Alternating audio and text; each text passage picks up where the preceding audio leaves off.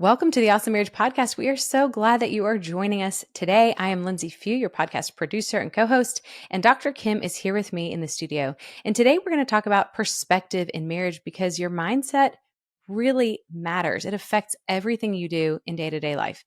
If you're stuck in an unhelpful thought patterns, you and your marriage are going to suffer.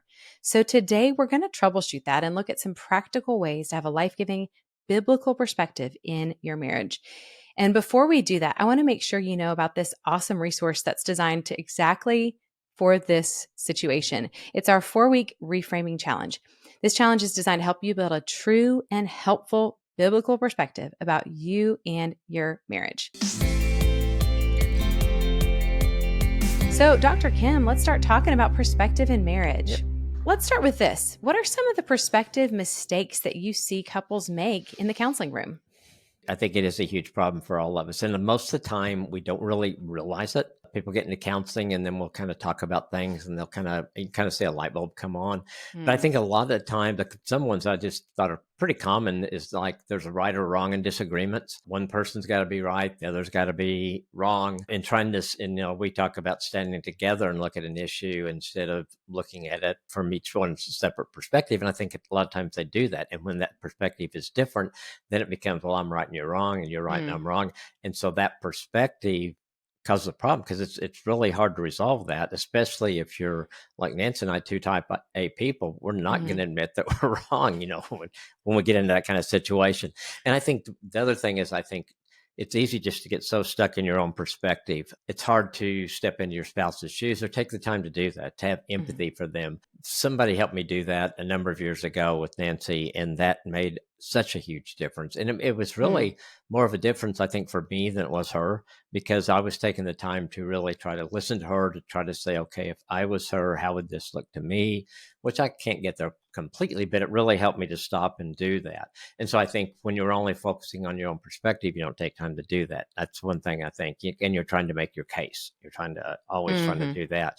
And I think sometimes that I see, and one of the things that we do in premarital counseling is kind of, how does someone view marriage? And one of the things I think a lot of times we view it unrealistically. And so you expect perfect happiness. You expect the old deal we've talked about so many times, your spouse is going to complete you. And rather than saying we're a partnership, we're doing marriage together, and this is a challenges come, we're going to fight them together. And so that I think is a different thing too, of just, okay, if you've got an unrealistic view of marriage, then your perspective on marriage and things your spouse does or doesn't do is going to be very different. So those are some things that just come to mind that I think are pretty common.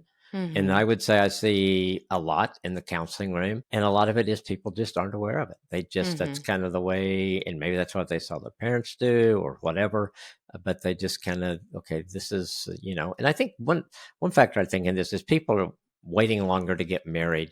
You get more in your own, this is my life. I'm used to doing my life my way. It's working for me. And so then I'm married someone, and then you got to do life together. And that transition is harder. I don't think that transition, I mean, we had some of these issues, I think Nancy and I did early in marriage, but I think because we were so young, we didn't have a lot of history to overcome in doing that. And so a lot of it was just our immaturity that was causing some of those things. So anyway, those are a couple or three things that I thought might be good to think about. Yeah, man, as you're saying that, it's like light bulbs going off, because I think it's interesting. You guys got married young. We did as well. And I think when you're young, there's a lot of naivety, being naive. What's the word? And where it kind of just that unrealistic perspective can be so easy to have because you just haven't lived enough life to really see what's realistic and what's not. And of course, you don't think to clarify that with your spouse or really think it through. And so it's like you're saying, you get stuck with this lens. And I think of perspective as like, it's the lens on the world. And so if your lens is like covered in smudges and fingerprints, you're not seeing the world clearly. And it's not the world's fault. You just you got to clean off the lenses so you can see properly what's going on. But then talking about, waiting to get older and kind of getting ingrained in patterns, maybe a little stubborn. I've certainly seen it happen a fair amount of times too. And that is a challenge because it becomes more rigid, more right and wrong. And there are a lot of things that are really secondary or not that important that can seem important if you turn it into a right and wrong struggle. Absolutely, because then it Mhm. becomes personal for you. Mhm. For the Mhm. individual, and so that kinda changes the whole perspective on it. If you've got a Yeah. problem and you're trying to solve it together, Mhm. well, then become personal. It's Yeah. like, "We've got a challenge here. We're gonna do this together. We together are gonna win this." And so, Mhm. yeah, I think we get off in those kind of things, and it really does make it difficult to look at the perspective in the right way, Yeah. to have the right perspective. Yeah, yes, for sure. Well, so let's make this a little more personal and tangible. For example, are there any perspective issues or mistakes that you and Nancy have dealt with? Oh, there's probably so many. But one that I thought of is a number of years, it's probably been about 15, 16 years ago. We were in a home that we were going to move into, and we were going to remodel it. We had a budget, and I don't think we ever thought that we would have different perspectives of Hmm. what would be a priority in redoing that.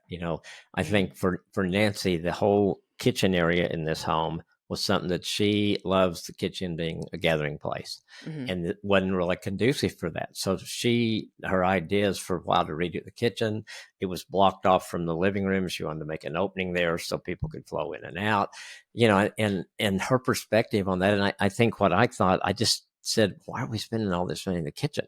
We mhm, just cook and eat there. Well, it was such a different thing. That's what I was looking at. Very practical. Why don't mhm. we spend the money on this or that? Or we could build in a huge entertainment center, and we could have 10 TVs, and I could watch every game that's on at the same time. So, but I think what I was able to see with her, to value family was important. Family, having a Mhm, gathering place that family enjoyed and wanted to be together, and mhm, having them comfortable in that setting, so everyone just standing around. So there was mhm, seating area, there was, room, those kind of things. And so as I began to see her perspective in that, I think it made a difference. But it took me a while mhm. to get there. I just wasn't Yeah. quite. I can't remember exactly what she said, but she said something that the light bulb came on with me. And I Mhm, thought, okay, now I know what she's getting at. And so then it was easy when I did that, and I could mhm, empathize with that and put myself in her shoes. Then it was easy to say, I get it. That's fine. I value that too. mhm. But I hadn't put it together before. Man, that's a great example. And I think it shows that example shows how what you wanted in the situation, your each of your perspectives really was based on an underlying value that you cared a lot about, and that's why it gets so personal. Yes, absolutely. Absolutely. Mhm. And sometimes we don't take the time to discuss that, Yeah. or to okay, we know we're at odds on this, but the why, what's the why behind it? Mhm. And taking Mhm. time to see what the why behind is, or the motivation is behind it, makes a big difference. Yeah, it almost feels like you could kind of like hack this situation by asking your spouse, "What does this mean to you? Like what Yeah, does this situation or this thing that you value, what does it mean to you?" absolutely. Hmm. Absolutely. Yeah. I think sometimes we get so caught up and think we don't take the time to do that. Right. And then we get in a mess. And Yes. instead, and knowing that if you really took a little bit more time to understand each other in the beginning, you Mhm. wouldn't be having this cleanup problem afterwards Right. Right. because you Right. didn't take the time to do that. Yeah, no, that is so true because it seems like who has the time to talk about the thing? But when you don't, you end up spending so much more time fighting about it, getting into a mess, and then Yes. having to dig your way out. Gosh. I know one of the ways that perspective issues really were difficult for me is early in marriage and parenting. So we had kids pretty early on, and we have four kids who are all 14s right now, which is really fun. But That's having them all little at once was fun too, in a different way and challenging in a different way. And so with parenting, I was home and I worked from home, but I was the main primary caregiver. And so I felt like when I had opinions about what should be done with the kids, that was law, like this is what I'm mm, saying and I'm the boss. And so when Brian didn't see things the same way, I would feel like, why would you not, why would you go rile them up at bedtime when I've just said it's time for bed? Why do you hate me and want our kids to be up for hours? And it would just escalate because to me, it symbolized he's doing it the wrong way. And I told him the right way and he should just fall in line. But yeah. really, I didn't value that he had a different style because he's a man, not a mother. He's a father. And Right. so being able to see that as And actually, a good thing for the kids to have two different parents who have two different personalities. That's great for them. Yes. And so starting to see that as, something I could respect and appreciate instead of seeing it as him trying to thwart my efforts Yeah. at bedtime. Yeah. Hmm. Yeah, just yeah. No, I think that because you in your mind it was right. You knew what Yeah. was best for the kids in your Hmm. mind, and not realizing. I can one time Nancy walked in. Grant must have just been like 2 or 3. Anyway, it was bedtime. She told him to go to bed. I'm in there. And I'm helping him see how high he can jump on the bed. You know, and she No. walks in and she goes, I think she just turned around and walked out. I Yeah. think it was Yeah. like, okay, you got to handle this the rest of the way. Yeah.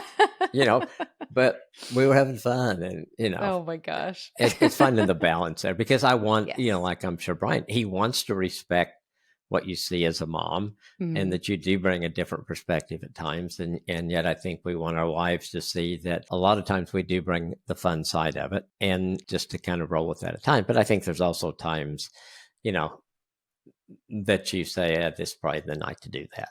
Yeah. Yeah. You know, Yeah. you know, yeah, Yes. everybody's tired, and if I rile them all up, they're not going to go to sleep for another hour, Yeah. and then my wife's got to get up early, and yeah, you can kind of take the time to see that too. And Yes. usually the Well, kids will respond. The kids are yeah. gonna, Grant probably the next night was, let's see how I can jump again, or Yeah. whatever, And so I say, well, that was last night. Tonight we're Yeah. gonna read a story and we're gonna do this. So, Well, and it was tough too but yeah, because for me, I knew that I had to like kind of pick up the pieces the next day because I was the one who'd be there. right, And so I was kind of seeing what the fallout might be. But at the same time, your point from just a minute ago about communication truly holds there because we didn't talk about it. I would just get really anxious and irritable and I would assume he was, doing it wrong on purpose yeah, in yeah. my perspective instead of communicating say, "Hey, actually we had a really tough day today and I need some time," or whatever it was. And so the communication again is just a huge piece in resolving that we It didn't is. have. It is. It is. When Mhm. Nancy and I talk about issues or talk about problems or things that we're pairing that we do for our marriage changers, we do a video for them each month with a different Mhm. topic. And just that I think communication comes up every time. Nancy said, seems like we always end up communication Yeah. becomes one of the things to resolve an issue or to get or to make things better, and it is. It's so huge, and I think so many couples don't do it well. And No. it does take work. It does take work. Right.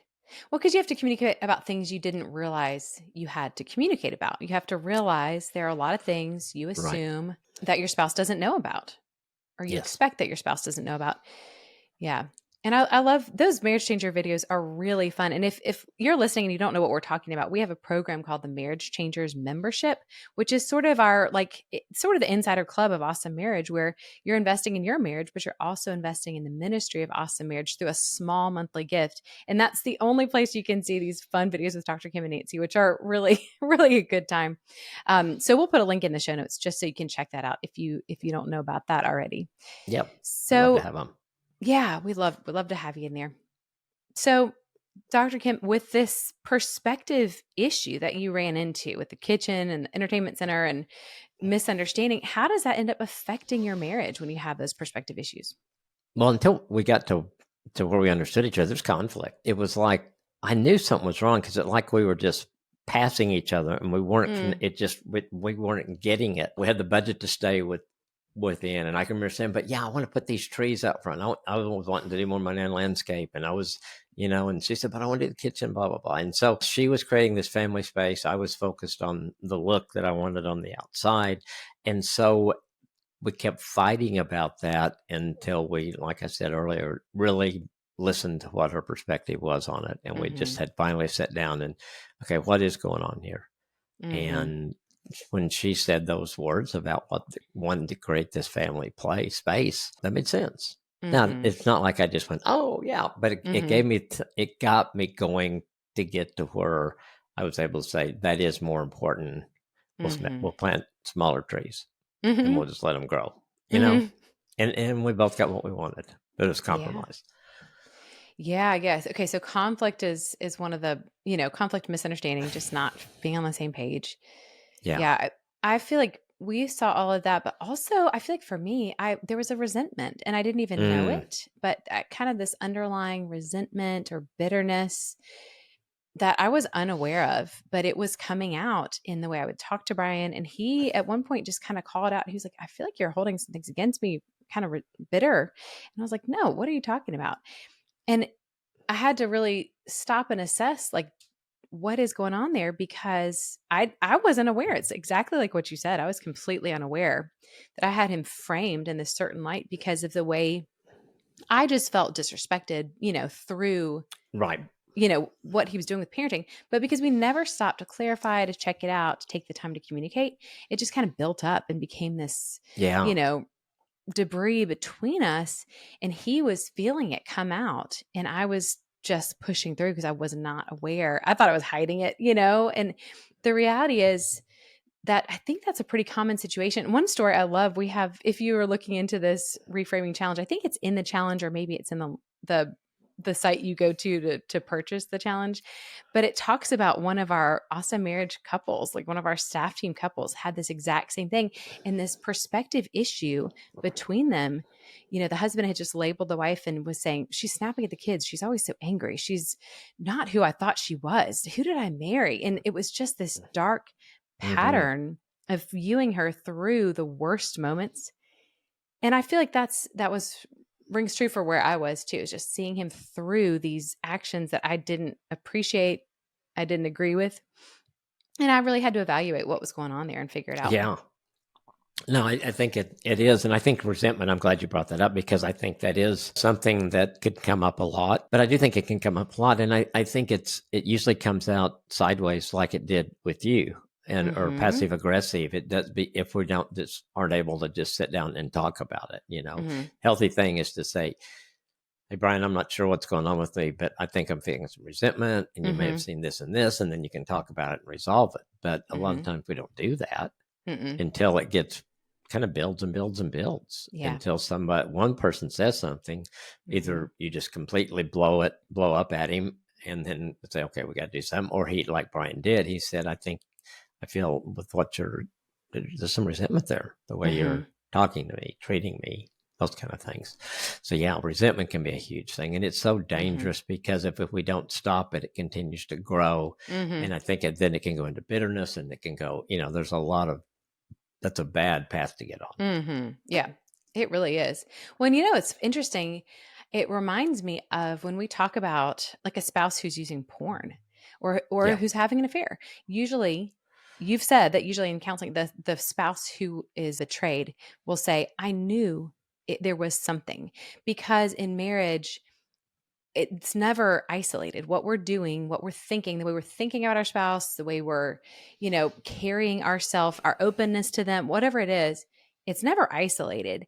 And so I thought when I had these sort of perspective issues that it was just my issue. And I thought, I will take it to the Lord. I will pray about it. I will journal about it. I will deal with it on my own.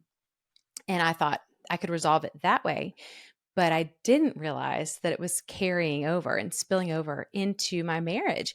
And it's really Yeah. interesting that's such a common theme with any of these things that might be considered a secret sin or private or hidden. It's really not in marriage.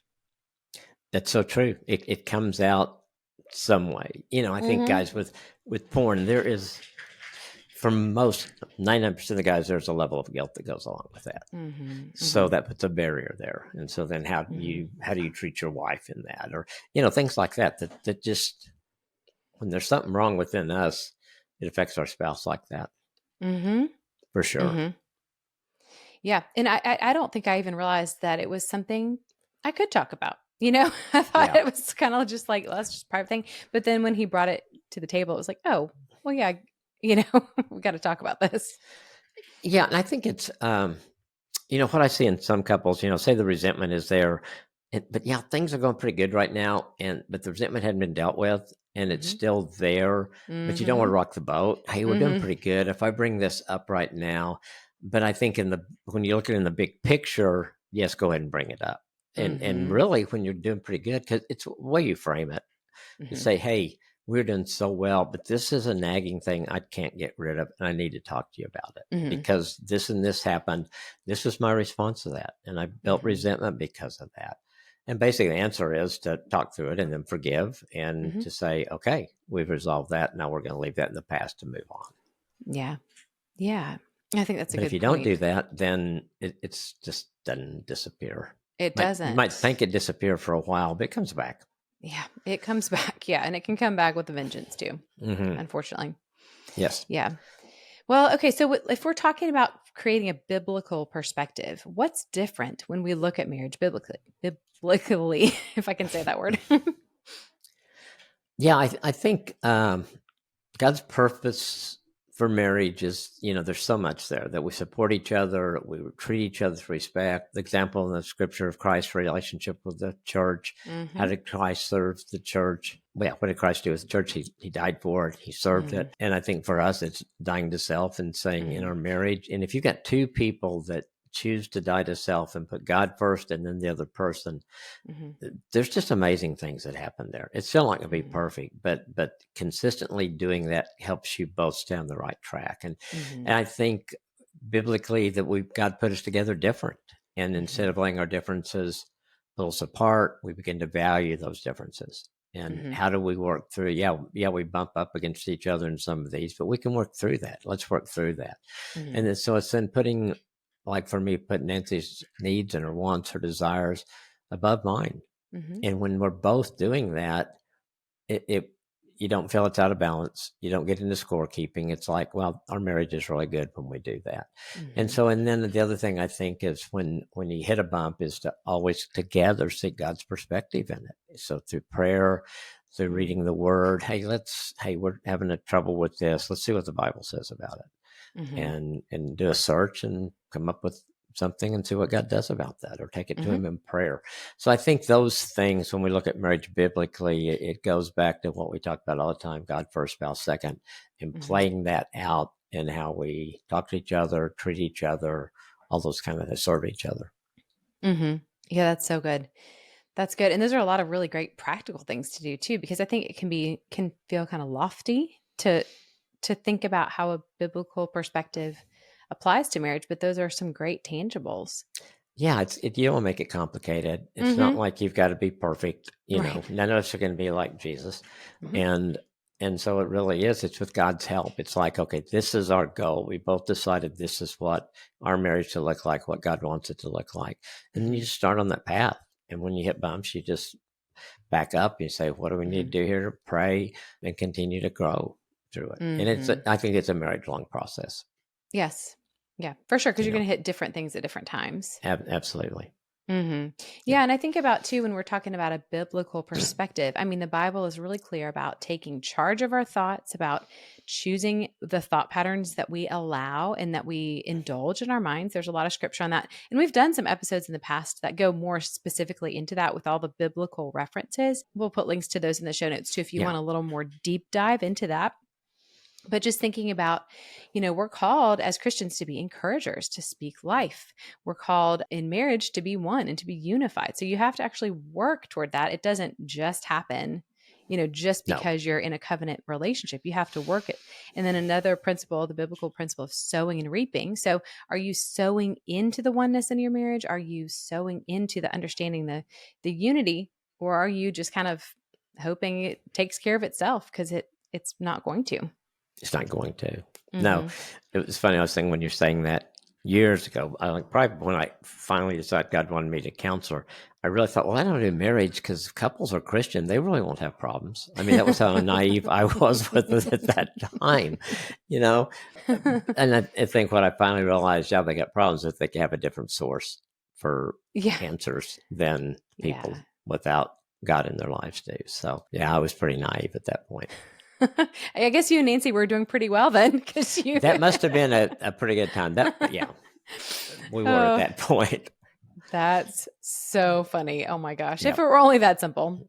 I know. Too Mm. much Cinderella movies or stuff like that, I know. It happened to me too. Yeah. Oh, that's funny. Well, okay, so let's get more into these practical steps. So, if a listener recognizes right now that their thought patterns about marriage or just in general have not been very life giving, what do they need to do about it? Yeah, and that really is the first step, is to recognize that I've got these thought patterns that are not good. They're not good for me. They're not good for our marriage. And so I want to replace those with things that are constructive, those kind of things. And so once you identify that, what's the alternative there? How Mhm. do I balance my thought? How do I reframe? I use the word reframe a lot. Mhm. Is to just, if I'm looking at Nancy in a negative way, maybe she had been, maybe something's going with her and we hadn't even talked about it. Been busy, and so I personalize it, and then I think, well, she's just gotten to be a, a mean person or whatever I might think. She's not paying attention to me. She doesn't care about me, those kind of Mhm. things. And just stopping. And it's easier now being married, as long as we have to say, that's not who she is. Mhm. So I Mhm. can go to her and say, hey, something's got to be going on because I'm seeing this. And I don't think it's me. If it is, tell me, but I don't Mhm. think it is. I think that is part of it. And then really replacing those thoughts, renewing your mind with positive thoughts, things that Mhm. are, no, Nancy has committed to me. She has been with me all these years. She loves me. She does not purposely do anything to harm me, hurt me, or in any way. And then if she does, she's quick to ask for forgiveness or to say, I'm Mhm. sorry. And okay, so then knowing that, getting my perspective back right on her, I'm able to say, okay, well, whatever's going on there, it doesn't have anything to do with us. It's got to Mhm. do, what's up with her. And so I can go to her and talk about that. The reframing part, I think, is really important. Mhm. If you're looking at your spouse negative all the time, everything they do is going to seem negative, no Yes. matter what it is. Little Mhm. things become things negative and become critical of those. And so Mhm. those are really need to be, you got to renew your mind in their area. Mhm. And then I think just the communication part is just really crucial in it. Instead of just assuming those, to be able to ask questions, clarify, try to understand their perspective, and taking the Mhm. time to do that. So identifying it, work on replacing negative thoughts, communicating with your spouse about it, and then engaging in positive interactions with each other, spending Mhm. quality time together, affirming each other with your words, practicing acts of service, going back to doing the basic things that we know make marriage well. And when Mhm. we do that and we see how our spouse responds, for us, it just encourages us to keep doing that.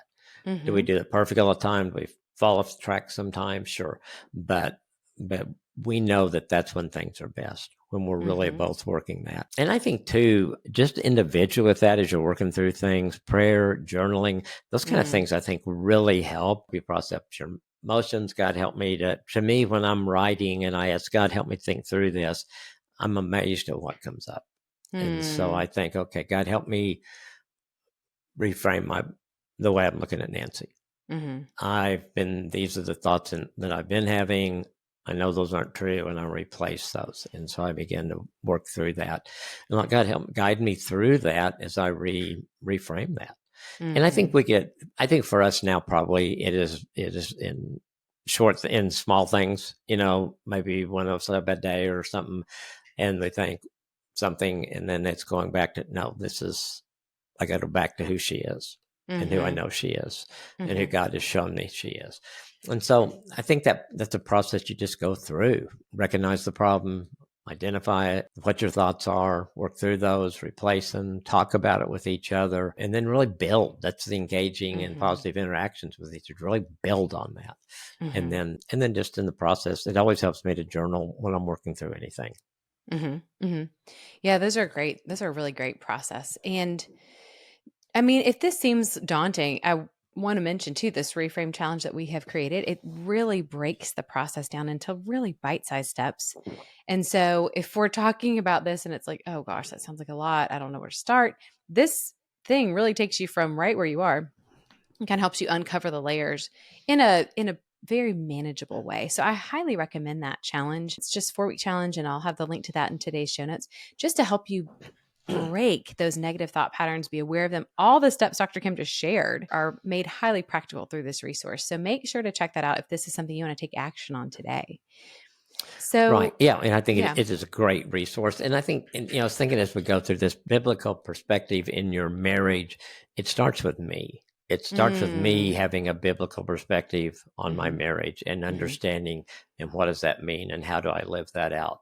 And then if Nancy's doing the same thing, Mhm. and then we can do it together. But I think I've got to say, no, this is what I want for my marriage. I Mhm. want that biblical perspective. Talk to Nancy about it. That's what she wants. Okay. Mhm. What do I need to do to stay in that lane? What does she need to do? And then where do we go together with that? Mhm. And then you've got That's the oneness we talk about. Yeah, that's such a good point because I know I've heard a lot of mentions of like, well, the Bible says my spouse is supposed to XYZ, so I'm going to wait for them to do it instead of saying the Bible says I am supposed to and then Yes. just taking action. Exactly. Exactly. Yeah. Mhm. Yeah. I think that's what Jesus showed us. Mhm. Personal Oh, responsibility absolutely. was a big thing. Yes. Yeah. He did not wait for us to become perfect in order to No, make a way for us to come no, to no, no. it would never have happened. Yeah. Exactly. Well, so okay, in marriage we have this like call to oneness biblically, but there's also the reality that spouses are not going to agree on every single detail. So if you're wanting to work on oneness, but you're still finding that your perspective is difficult because you still have these disagreements, how can spouses work together to oneness in that situation?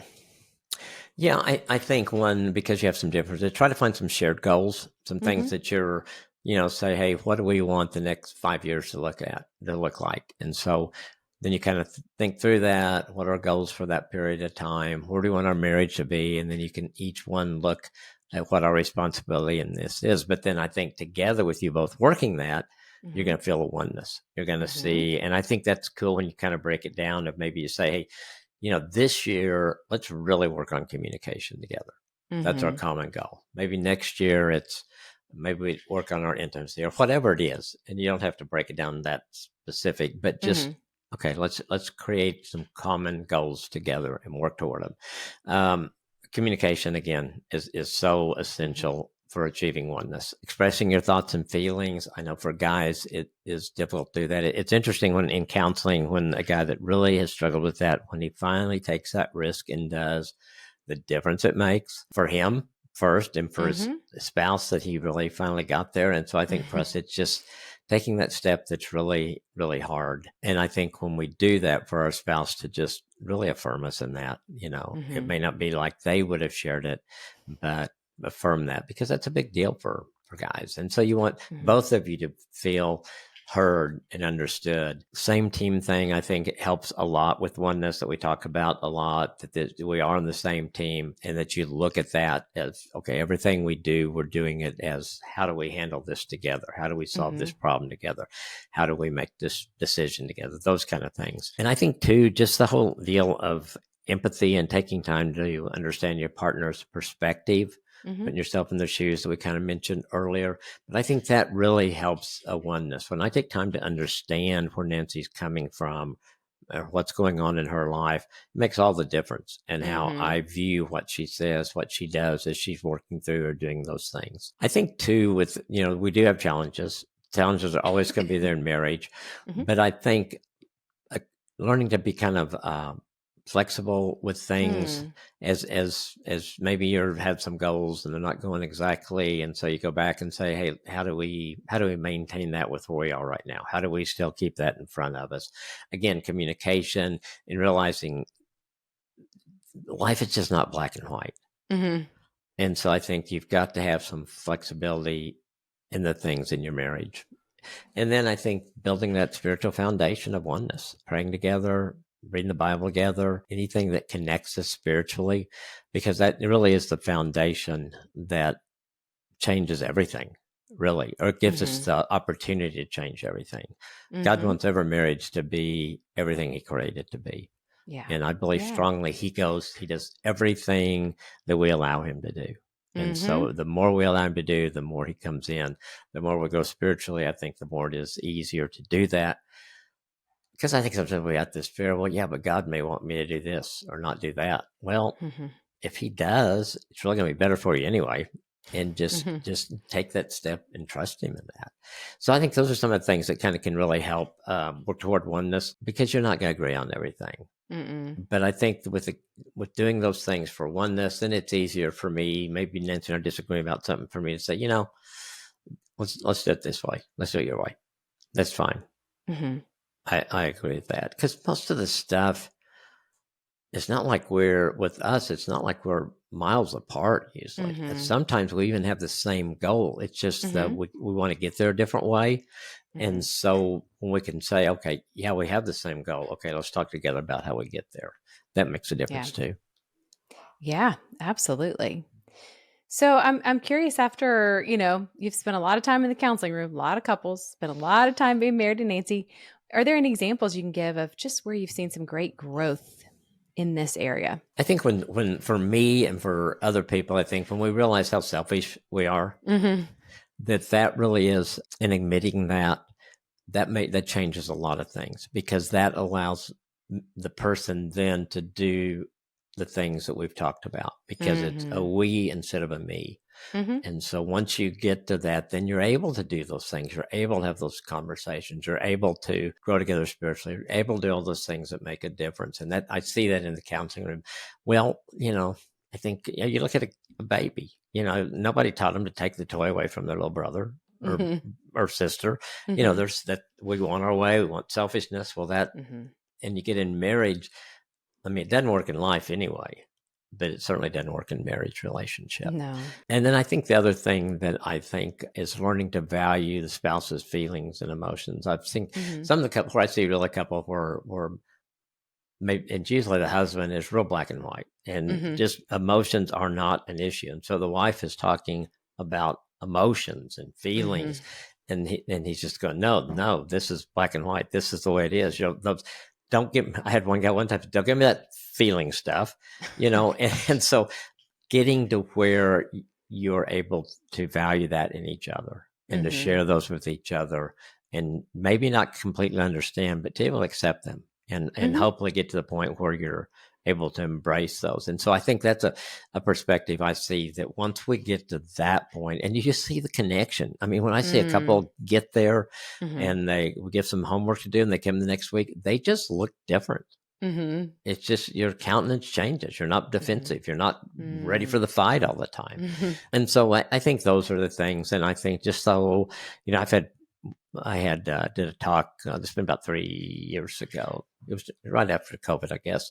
And I talked about putting God first, spouse second. And a guy came up to me afterwards. He said, "I don't know how to do that." Mm. And I think it really is just through prayer, seeking God through His Word, learning everything you can. It Mhm. makes you of who God is. I think the more we learn about who God is, it's easier to put Him first when you realize Mhm. He's the creator of the universe. He created you. He cares about you. He loves you. He cares about every little thing in your life. And so getting Mhm. that word makes it easier to put God first because I think I say a lot, when I put God first, He didn't tell me to put anybody else second but Nancy. Mhm. And so so really for me, it is growing my relationship with Him. And I've seen Mhm. that so many times in the counseling room with people as they're able to get a hold of that, trust God, and then, wow, things can begin to really make a difference. Not perfect, but where you really just give each other more grace. You realize how Mhm. much grace God gives you, and then, hey, why not give some grace to your spouse too? Mhm. Oh, that's so good. Yeah, Yeah, that's so true. And he'll lead in that direction. absolutely. Mhm. Absolutely. Well, Dr. Kim, this has been such a helpful conversation today about perspective and shifting into a more biblical perspective. Do you have any final piece of advice for our listeners today? Yeah, I would want you to leave or walk away from this with hope. None of us do Mm. this perfect. Mhm. Most we get off track. I think we know where we want to go and where we want our marriage to be every day, but it's not always that way. And so, don't be Mhm. discouraged. Mhm. Just take step one and begin to maybe communicate about some of these things. Maybe you take some time and ask your spouse to do the same thing. Just sit down and write down words of how you would describe your spouse, and then look at that. Okay, Mhm. what's on that? What doesn't need to be on there? Mm. If you're going to frame your spouse in a positive way, and that may help you get in touch with, hey, I need to renew my mind in this area. Mhm. And I think sometimes we let those other things build. And so take a step one, communication, and seek God's help and put that as a goal that we really want the kind of marriage that God wants with it for us. And that really is what a biblical perspective is on your marriage, is what does God want for your marriage? What does He want for each Mhm. one of you? You don't forget that nobody will ever have a marriage like yours. Mhm. You two are individual, no people like you, and there's no marriage like that. So God has something very special for each and every marriage because each marriage is unique. Mhm. Yeah, that's so good. That's so good. So, if you're listening today and you're ready to take some steps towards a more biblical perspective, make sure to check out the 4 week reframing challenge. It is designed specifically with you in mind if you want to build a biblical perspective that's life giving and helpful about your spouse, your marriage, and really it's going to spill over into all of life and make you see things clearly and more joyfully with more gratitude. Make sure to check that out today in the show notes. If you are looking for a freebie, we have an awesome resource for you to get started. It's Dr. Kim's Marriage Multiplier. One quick email every single Wednesday with some great marriage challenges, ideas, and tips from him on how to build into your marriage. So, today you heard him talking about building into your marriage, doing the small things. This is a great resource to get you inspired and motivated with practical steps to build into your marriage. Thanks so much for spending your time with us today. Have a great day and do something awesome for your marriage today.